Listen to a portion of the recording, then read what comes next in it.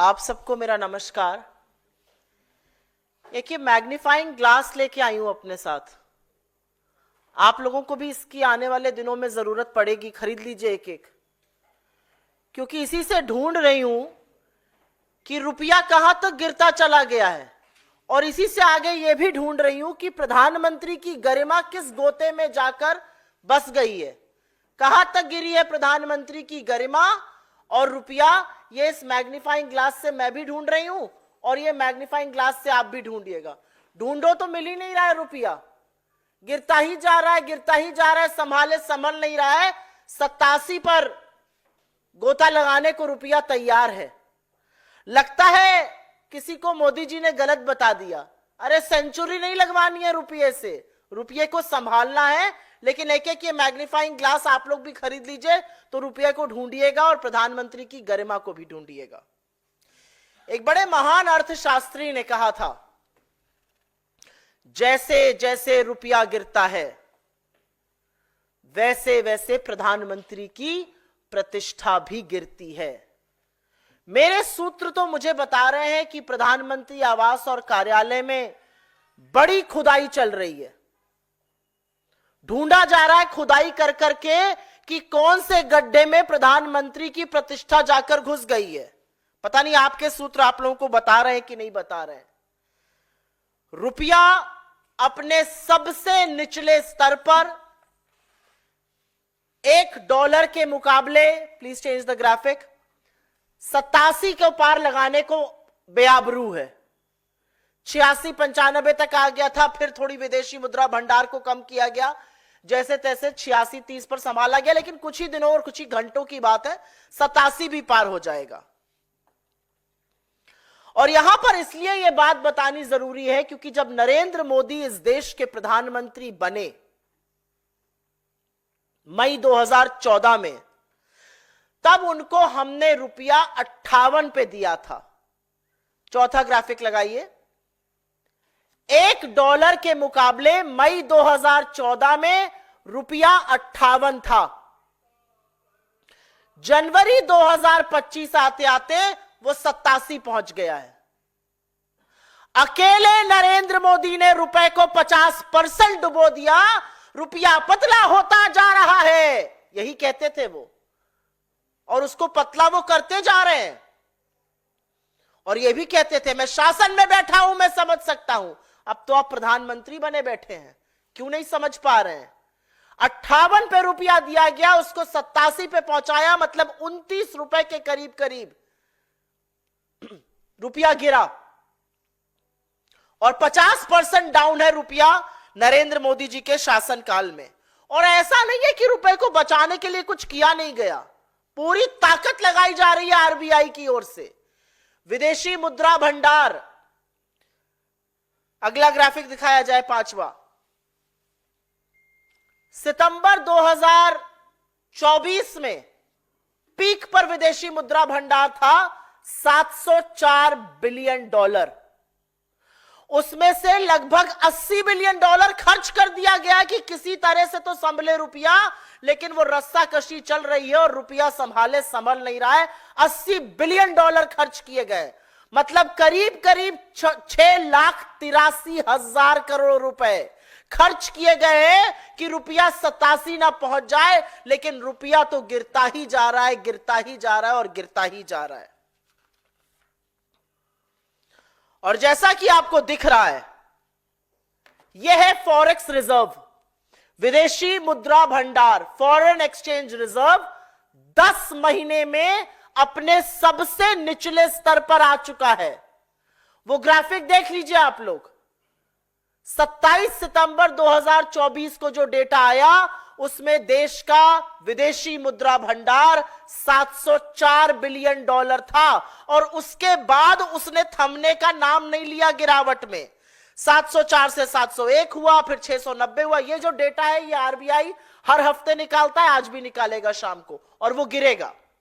$704 billion, 701, 690, 688, 684, 682, 675, 657, 654, 652, 634 और $625 billion. $80 billion इसमें से खर्च हो गए करीब करीब। कि रुपया बच जाए। फॉरेक्स रिजर्व पर खसोट खसोट के पैसा बहाया जा रहा है पानी की तरह, लेकिन रुपया संभाले नहीं संभल रहा है।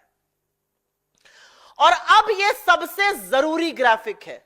ये सारी चीजें हम आपके साथ साझा करेंगे और आशा करेंगे कि आप भी दिव्य ज्योति खोलकर इसको आगे बढ़ाइए।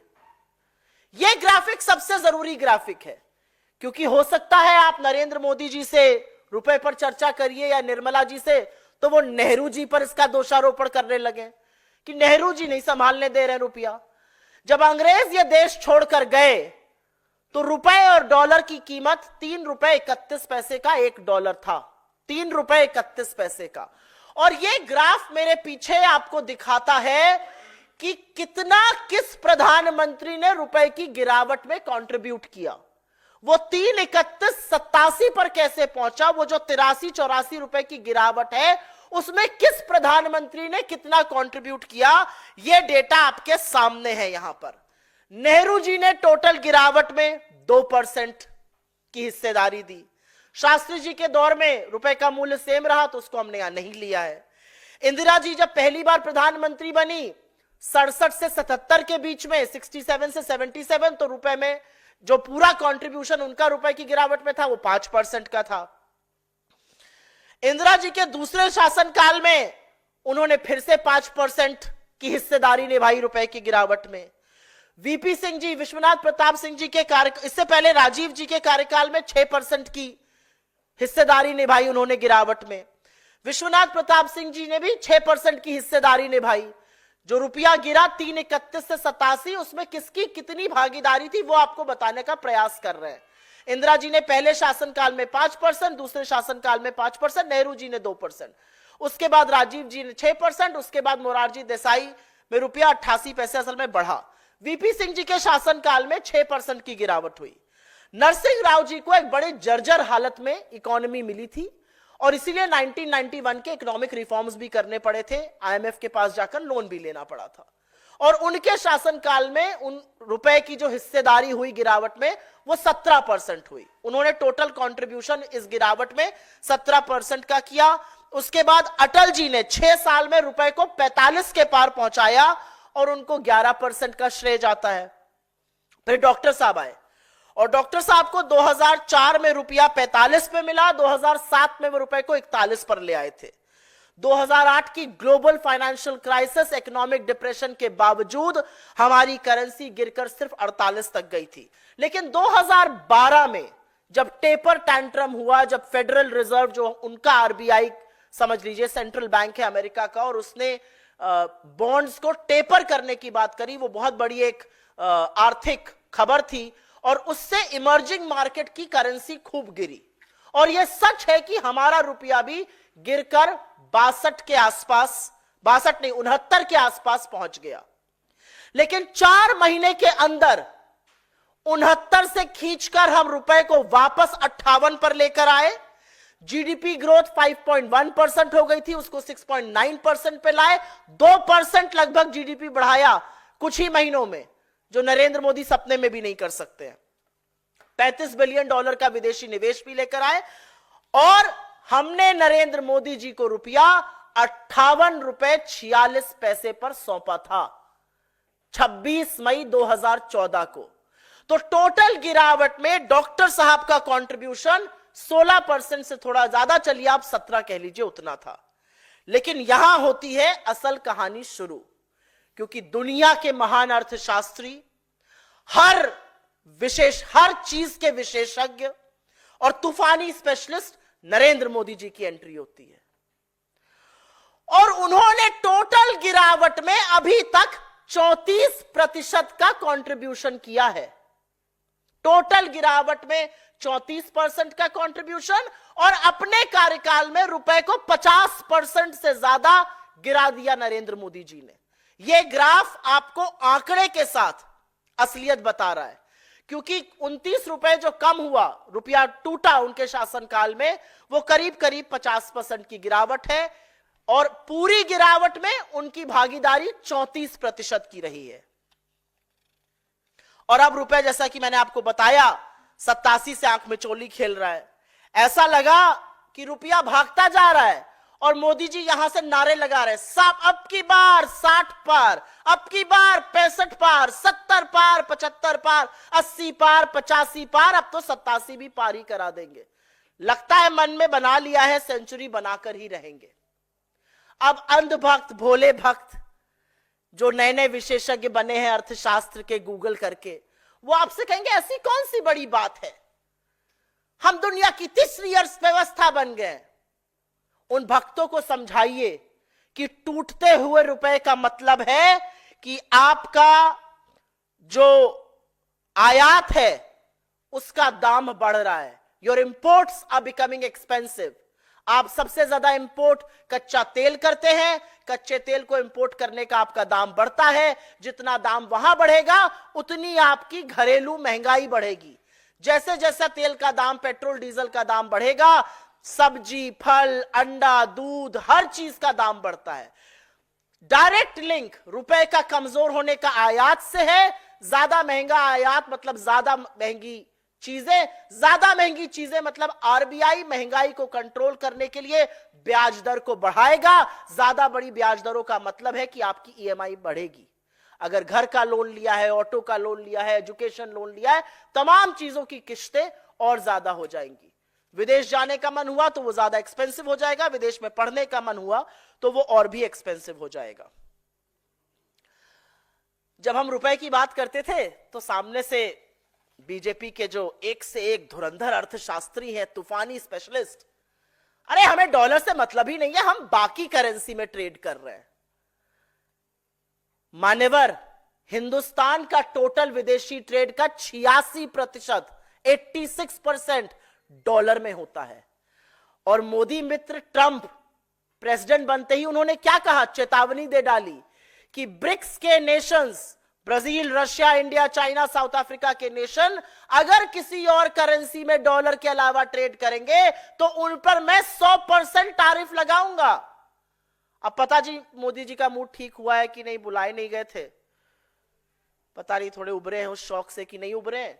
लेकिन अगर शौक से उभरेंगे, टूटा दिल जुड़ेगा, तो देखेंगे कि मित्र ने तो चेतावनी दे डाली है, तो डॉलर में आपको ट्रेड करना पड़ेगा और डॉलर के मुकाबले रुपए को आप कंट्रोल नहीं कर पा रहे हैं। तो इस मंच से हमारे कुछ सवाल हैं। क्या मोदी सरकार को रत्ती भर फर्क भी पड़ता है कि रुपए के साथ क्या हो रहा है? क्या कोई रणनीति बनी है इस रुपए को मजबूत करने, मुद्रा भंडार को झोंका जाएगा रुपए को बचाने के लिए?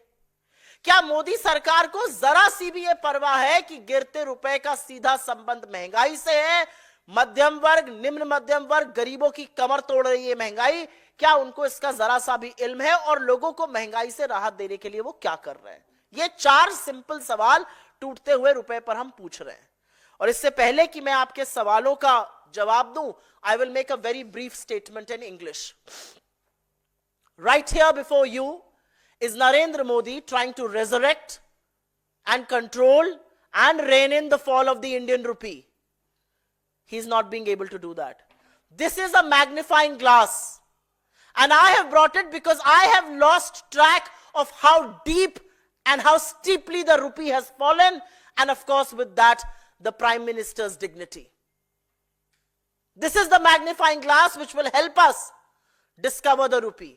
Because it was Mr. Modi who said that along with the falling rupee, the Prime Minister's dignity and his office's grace also falls.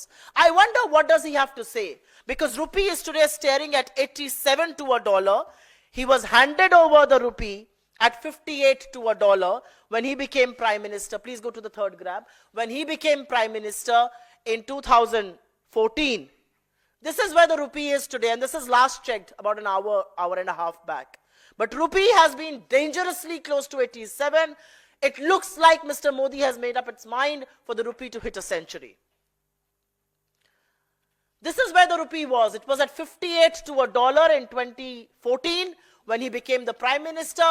And under his nose, it has gone down to 87. Essentially, the rupee has fallen by 29 rupees to a dollar, which is a fall of 50% in the last 10 years. And it is not as if the government hasn't done much to rein in the rupee. The RBI has done a lot actually. The RBI has spent close to $80 billion since September 2024 to rein in the rupee. $80 billion converts to 6,83,000 crore rupees, and still the rupee's free fall continues unabated. I want to show you where our forex reserves are. Our forex reserves today are at a 10-month low. On the 27th of September, and this is a figure the RBI reports every week, on the 27th of September, it was at $704 billion. The last reported number for the 10th of January, which was reported on the 17th, is at $625 billion. This is how much from the steep highs of 704 it has fallen. And before Mr. Modi begins to blame Nehru, here is a pie chart that explains to you, that tells you the contribution of each of our prime ministers in the falling rupee. When the British left this country, the rupee was at 3 rupees 31 paisa to a dollar.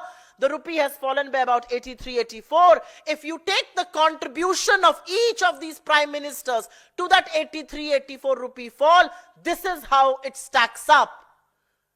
Jawaharlal Nehru, their pet punching bag, actually contributed only 2% to that fall.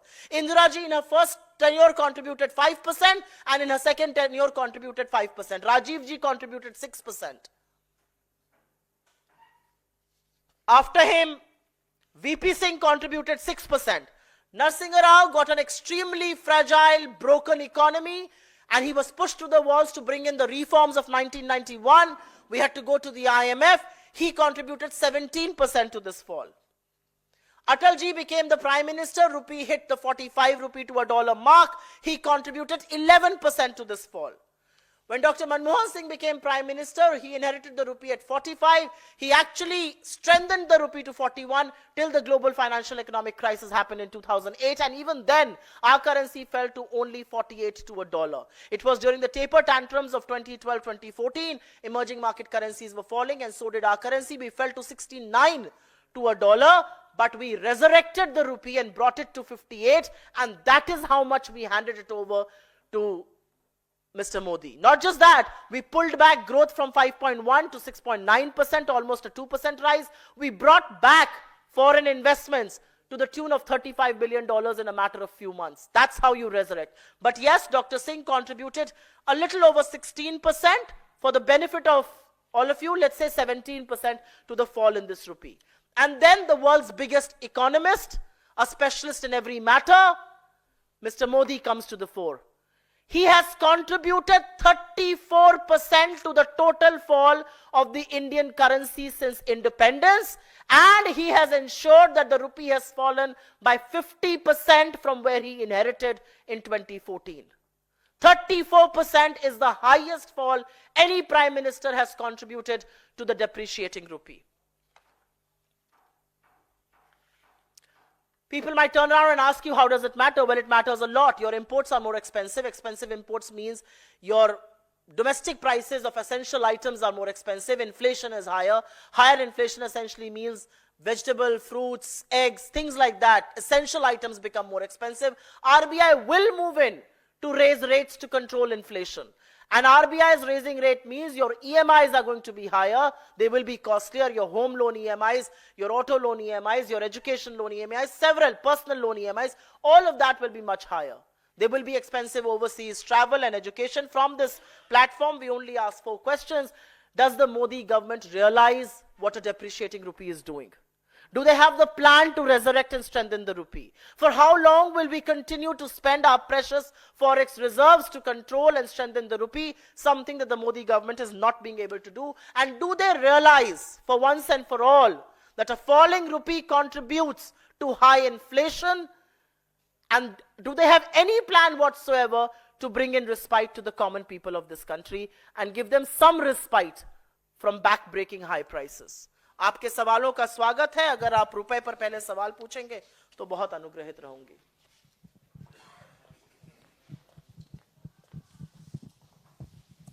रुपए पे आपका जी. Ma'am, आपने chart से पूरा बताया कि किस तरीके से रुपए में गिरावट हुई, कौन से कार्यकाल में कब रहा. मैं सरल भाषा में आपसे समझना चाहता हूं कि रुपए में जब गिरावट आती है तो कौन से मार्कर्स हैं जो जहां पे सरकार फेल होती है तो रुपया गिरता है, और उसका इफेक्ट आपने बताया कि जैसे कॉमन मैन में पड़ता है, लेकिन कौन से मार्कर्स हैं जहां पर सरकार ये फेल रही है आपके हिसाब से कि रुपया इतना डेप्रिशिएट हुआ है? इस सरकार की अर्थव्यवस्था को लेकर सबसे पहली यह समस्या है कि वो समस्या को स्वीकारना नहीं चाहती है। आप बेरोजगारी की बात करिएगा तो वो कहेंगे हमने इतने करोड़ रोजगार बना दिए। अरे तो जो लोग खुदकुशी कर रहे हैं वो क्यों कर रहे हैं? जो युवा परेशान है वो क्यों परेशान? आप महंगाई की बात करिएगा, आपको वित्त मंत्री खड़ी होकर कह देंगी मैं लहसुन प्याज नहीं खाती। आप बात करिएगा किसी और अर्थव्यवस्था, आप बात करिएगा जीडीपी ग्रोथ की कि इतने सालों में सबसे ज्यादा नीचे गिर गई। इस सरकार के मंत्री कहते हैं जीडीपी ग्रोथ से कोई फर्क ही नहीं पड़ता है। वही हाल रुपये का भी है। जब रुपए पर बात उठाई गई कि रुपया निरंतर गिर रहा है, इस देश की विदेश मंत्री का वो जवाब छोटे छोटे बच्चों को भी याद है, रुपया नहीं गिर रहा है, डॉलर मजबूत हो रहा है। तो आप क्यों नहीं मजबूत हो रहे हैं? ये तो वही बात हुई, मोदी जी से पूछा गया जाड़े पर, क्लाइमेट चेंज पर, उन्होंने कहा क्लाइमेट चेंज नहीं हो रहा है, बुढ़े होने के कारण हमारी सहन शक्ति कम हो रही है और डॉलर मजबूत हो रहा है, रुपया कमजोर हो रहा है, का कोरिलेशन नहीं है। तो सबसे पहले तो मुझे लगता है सबसे पहली समस्या है कि आप समस्या का निवारण तभी कर सकते हैं जब आप समस्या को स्वीकारिएगा। आप डॉक्टर के पास जाकर अगर पेट दर्द की शिकायत कर रहे हैं और डॉक्टर ये मानने को तैयार नहीं है कि आपके पेट में दर्द है, तो आपको वो दवाई किस चीज की देगा? सबसे पहले समस्या को स्वीकारा ही नहीं जा रहा है। दूसरा, जिस तरह से एफपीआईज, जिस तरह से फॉरेन इन्वेस्टर्स भारत छोड़ रहे हैं, जिस तरह से हॉट कैपिटल छोड़ के जा रहा है लगातार, और उस पर यह दम्भ और अहंकार कि हमें फर्क नहीं पड़ता विदेशी निवेश आए ना आए, हमारे डोमेस्टिक ही काफी है। कहां से आ रहे हैं आपके पास डोमेस्टिक निवेश? किस तरह की बातें कर रहे हैं ये लोग? जिस तरह से फॉरेन इन्वेस्टमेंट जो लॉन्ग टर्म है एफडीआई, उसमें भी गिरावट है, जो शॉर्ट टर्म एफपीआई है उसमें भी गिरावट है। और यह एक कुचक्र है। महंगाई बढ़ेगी तो रुपए पर उसका फर्क पड़ेगा, रुपया कमजोर होगा, महंगाई और बढ़ेगी। तो कहीं पर तो सरकार को आकर इंटरवीन करना पड़ेगा, और इंटरवेंशन सिर्फ विदेशी मुद्रा को खर्चना नहीं हो सकता है। और एक बात और बता दूं, 10 महीने में सबसे निचले स्तर पर हमारी विदेशी मुद्रा है। हिंदुस्तान का रुपया साउथ ईस्ट एशिया की वर्स्ट परफॉर्मिंग करेंसी है। ऐसा नहीं है कि सब लोग गिर रहे हैं तो उसमें हम भी गिर रहे हैं, हम सबसे ज्यादा गिर रहे हैं, और ऐसा लगता है कि उनको परवाह नहीं है इस बात की। मैम, जिस तरह से आपने रुपए के बारे में बताया, जनवरी 2020 से लेकर 4 साल में रुपए की जो प्रदर्शन है वो 20% गिरी है। इसी को देखते हुए मूडीज ने कहा है कि रुपया जो है दक्षिण और दक्षिण पूर्व एशिया की सबसे कमजोर मुद्रा मानी गई। यही तो मैंने कहा, अभी साउथ और साउथ ईस्ट एशिया की वर्स्ट परफॉर्मिंग करेंसी है। मैंने अपने लास्ट लाइन अपने वक्तव्य की यही बोली थी। मुझे ऐसा लगता है कि नेहरू का दोषारोपण, विषयांतर करना, आप अर्थव्यवस्था की बात करिएगा वो आपको खुदाई कराने लगेंगे, आप बेरोजगार की बात करिएगा वो आपको धर्म रक्षक बनाने लगेंगे, अपने बच्चों को नहीं आपको बनाने लगेंगे। तो मुझे ऐसा लगता है कि अर्थव्यवस्था का जो कुचक्र है, ये सब एक चीज से, रुपया अलग, महंगाई अलग, ग्रोथ अलग, बेरोजगारी अलग, ये कोई अलग अलग चीजें नहीं है। अर्थव्यवस्था का एक ढांचा होता है, वो ढांचा टूट गया है, वो मूलभूत ढांचा टूट चुका है, और सरकार को या तो उसका इल्म नहीं है या उसकी परवाह नहीं है। वो कहते भी हैं मुझे परवाह नहीं है, या शायद उनके पास निवारण करने वाले लोग नहीं है। कोई और सवाल इस पर? जी जी जी मैम, तो एक तो चूंकि बजट आने वाला है, तो आप क्या कुछ सरकार से कांग्रेस मांग करती है कि क्या, या कुछ सुझाव अपनी तरफ से कि ये कदम सरकार को उठाने चाहिए गिरते रुपए को संभालने के लिए? एक तो ये मैम, और दूसरा एक सवाल दिल्ली चुनाव को लेकर है, उस पे मैं सबसे पहले तो सरकार को सिर्फ एक ही सुझाव दूंगी, समस्या को स्वीकार लीजिए। समस्या को स्वीकार लीजिएगा तो जरूर उसका निवारण भी ढूंढिएगा, उसका समाधान भी ढूंढिएगा। दूसरा, मुझे ऐसा लगता है जिस तरह से टैक्स की मार इस देश की आम जनता पर हुई है, जिस तरह से टैक्स की मार गरीबों पर, निम्न मध्यम वर्ग पे, मध्यम वर्ग पे हो रही है, उससे लोगों को जरूर बचाया जाना चाहिए। जिस तरह से टैक्स की से लोगों की कमर तोड़ी जा रही है, इस बजट में जरूर कोई ना कोई राहत आनी चाहिए। कुछ ऐसी चीजें होनी चाहिए जिससे उपभोग और निवेश दोनों बढ़े, जो पूरी तरह से ठप पड़ा हुआ है। आपका दिल्ली चुनाव। मैम, दिल्ली चुनाव को लेकर ये सवाल है कि कांग्रेस के स्टार प्रचारक मैदान में नजर नहीं आ रहे। राहुल गांधी के बारे में बताया जा रहा है तबियत खराब है, इसकी वजह से वो सभाओं नहीं पहुंच रहे। बीजेपी सवाल उठा रही है कि क्या राहुल गांधी चुनाव से भाग रहे हैं, दिल्ली चुनाव से, और राहुल गांधी के अलावा जो बाकी आपके स्टार कैंपेनर्स हैं वो भी कहीं मैदान में नजर नहीं आ रहे। इसके पीछे क्या वजह है? बड़ी अद्भुत बात है। अब राहुल जी कहां कैंपेन करेंगे, कितना करेंगे, कब करेंगे, इसका भी फैसला बीजेपी करेगी। राहुल गांधी जी मोदी जी की तरह रणछोड़ नहीं है, वो रणबाकुर है, और उन्होंने पूरी शिद्दत के साथ दिल्ली में चुनाव लड़ने का मन बनाया है। ईश्वर उनको जल्दी से ठीक करे। उनकी तबीयत नासाज है और उसकी वजह से वो मैदान में नहीं है। लेकिन जो पहला मुद्दा उन्होंने दिल्ली का उठाया, वो हर ओर से आवाज सुनाई दे रही है कि दिल्ली कितनी गंदी कर दी है। बजबजाती हुई नालियां, जो सड़कों पे खुल के नालियां बह रही हैं, जो कूड़ों का ढेर लगा हुआ है, जिसको पेरिस बनाना था, उस वादे से मुकर गए। और जहां तक स्टार प्रचारकों की बात है, हमारे स्टार प्रचारक हैं मैदान में। अभी आपको वो मोमेंटम और बढ़ता हुआ दिखेगा। इमरान प्रतापगढ़ी जी हैं, सचिन पायलट जी हैं, तमाम जगह उन लोग सभा कर रहे हैं। हम लोगों को भी सभा करने को बोला गया। आज मेरी भी कुछ सभाएं हैं, हमारे कई साथियों की भी सभाएं हैं, और फोकस ग्रुप मीटिंग्स भी होती है। तो ऐसा नहीं है कि बीजेपी के कहने के अनुसार हमारे स्टार कैंपेनर्स काम नहीं कर रहे। हम अपने हिसाब से काम करेंगे, बीजेपी अपना घर देखे। हमारा सवाल यह है कि असदुद्दीन ओवैसी कह रहे हैं कि हम आने वाले दिनों में दंगा कराने वाले लोगों को चुनाव लड़वाएंगे, और वो उदाहरण दिल्ली का दे रहे हैं। कह रहे हैं कि हम शाहीन बाग के तारीख को दोहराना चाहते हैं। क्यों ऐसा इस तरह की बातें कर? शाहीन बाग के जो भी आरोपी हैं, मुझे उनकी बेसिर पैर की बातें ही नहीं समझ में आती, मैं इस पे क्या टिप्पणी करूं।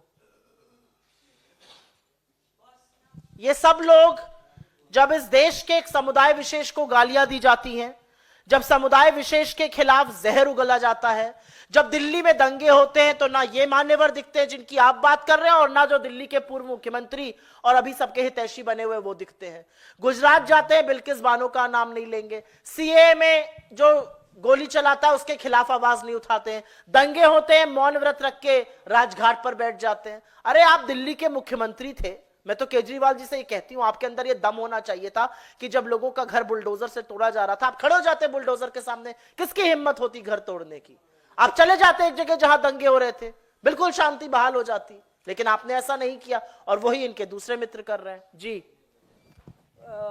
मैम, अभी खबर आ रही है वक्फ की जो मीटिंग थी जेपीसी की, उसमें से तमाम जितने विपक्षी सांसद थे उनको सस्पेंड कर दिया गया है।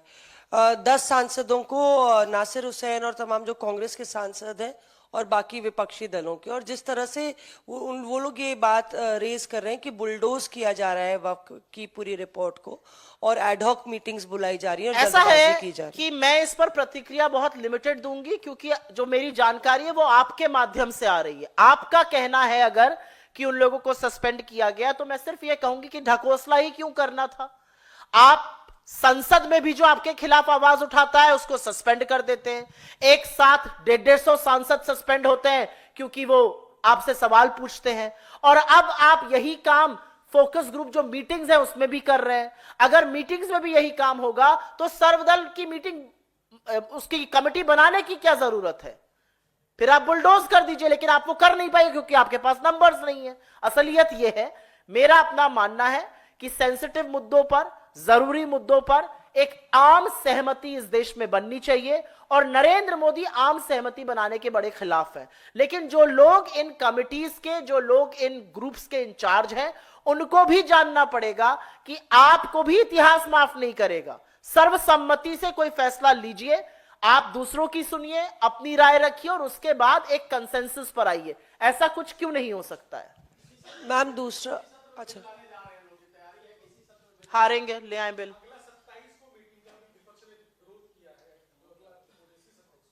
मुझे ऐसा लगता है कि विपक्ष को सस्पेंड करके किसी कमेटी का कोई काम नहीं हो सकता है। फिर उस कमेटी के माने क्या है? मैम एक और सवाल था। अमानुतुल्लाह खान के बेटे जो है ट्रैफिक रूल्स को वायलेट करते हुए नजर आते हैं, और इस तरह से बोलते हैं कि मैं विधायक का बेटा हूं, चालान कैसे कर सकते हो? पुलिस ने 20,000 का चालान किया, उसको लेके प्रतिक्रिया। ये खबरें सिर्फ दिल्ली से नहीं आ रही हैं, ये खबरें इस देश के कोने कोने से आती हैं।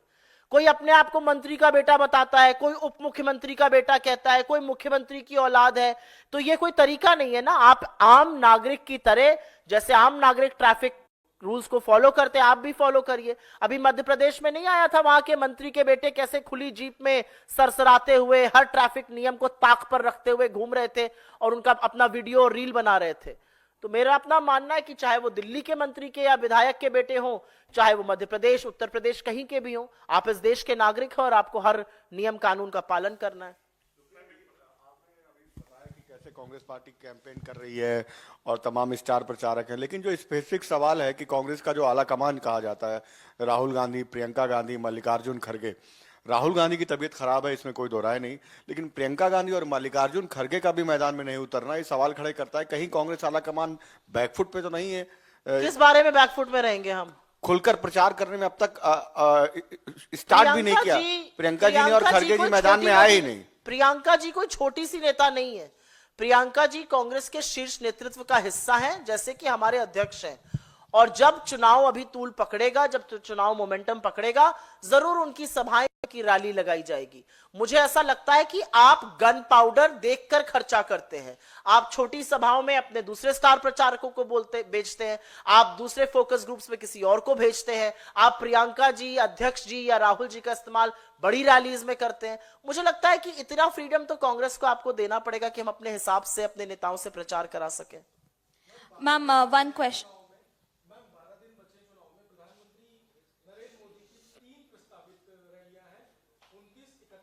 तो मैं क्या करूं?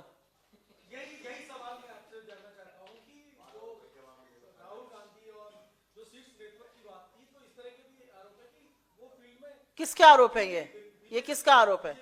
तो मैं बीजेपी के हर मूर्ख आरोप का जवाब देने के लिए तो नहीं बैठी हूं। किसके पास मुद्दे नहीं है? 26 साल से बीजेपी बाहर है। बीजेपी पहले अपना घर देखे ना, हमारी इतनी चिंता ना करे। Thank you but no thank you. Ma'am, an incident has been reported from London where there was a screening of emergency movie was taking place, and some of the masked pro-Khalistanis had come there and stopped the screening. And British MP has also raised this concern, and now Kangana Ranaut is saying that a British MP is raising the voice of the freedom of speech, but the Indian politicians are completely silent upon this issue. What's your take on it, ma'am? You know, before I comment on that, I would like to make another comment. Forget about Kangana Ranaut and her movie. The reality is that Donald Trump refused to invite Narendra Modi to his swearing-in ceremony. But the inaugural Liberty Ball, we saw Gurpatwant Singh Pannu there, and he was raising slogans on Khalistan, and the reality is that nobody from the Trump administration chucked him out of that room, and not one whimper of objection has been raised by the Indian government. इसके बारे में बात क्यों नहीं कर रहे? और मैं इसको हिंदी में भी बोलना चाहती हूं। आप कंगना जी की पिक्चर की बात कर रही हैं और जहां पर भी खालिस्तानी नारे लगेंगे हम उसका पुरजोर विरोध करते हैं, लेकिन असलियत एक यह भी है कि डोनाल्ड ट्रंप ने अमेरिकी राष्ट्रपति की जब शपथ ली तो नरेंद्र मोदी को नहीं बुलाया, लेकिन उनके पहले इनॉग्रल लिबर्टी बॉल में खालिस्तानी आतंकी गुरुपतवंत सिंह पन्नू नजर आया और उसने वहां पर खालिस्तान जिंदाबाद के नारे भी लगाए। असलियत यह भी है कि पन्नू को उस कमरे से निकालने का काम ट्रंप के एडमिनिस्ट्रेशन के एक अधिकारी ने नहीं किया, लेकिन नरेंद्र मोदी के पूरे प्रशासन, जयशंकर जी के अमेरिकी सॉइल में होने के बावजूद हमने एक आपत्ति उस पर नहीं जताई। यह असलियत है। मैं मध्य प्रदेश में आंगनबाड़ी विभाग कुछ खरीदारी हुई है, जिसमें चम्मच 810 रुपए में, करछी 1348 में, एक जग 1247 में खरीदा गया है। मैं ढूंढ रही हूं, कल गई थी बर्तन के मार्केट कि ऐसी चीजें कहां मिल रही हैं। 800-900 रुपए के चम्मच कहां मिल रहे हैं? ऐसी एक अभिलाषा है 1 करोड़ का पर्दा देखने की, जब भी खुलेगा वो म्यूजियम जो घर बना था शीश महल। ऐसी ही एक अभिलाषा ये भी है कि बीजेपी के राज में 900 का चम्मच मिल रहा है आंगनवाड़ी के लिए, वो देखने की भी अभिलाषा है। बहुत धन्यवाद आप लोगों का। गर्मियों की छुट्टी होने वाली थी, मेरे पापा आने वाले थे, तो हम लोग सभी खुश थे। तो मैं एक बेड पे चढ़ के डांस कर रहा था, लेकिन वो पहले ही आ गए। प्लीज तो उस समय तो कंटिन्यू नहीं कर सकता था ना, तो फ्रीज फ्रेम टाइप का हो गया। कसम पैदा कर